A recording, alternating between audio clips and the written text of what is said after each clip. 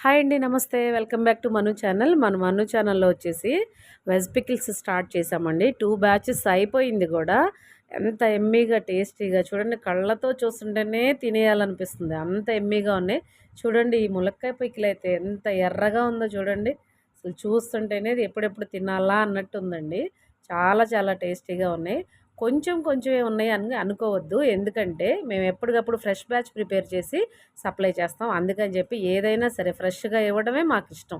ఫ్రెష్‌గా తింటేనే ఆ టేస్ట్ కూడా మనకు అర్థమవుతుంది, తెలుస్తుంది.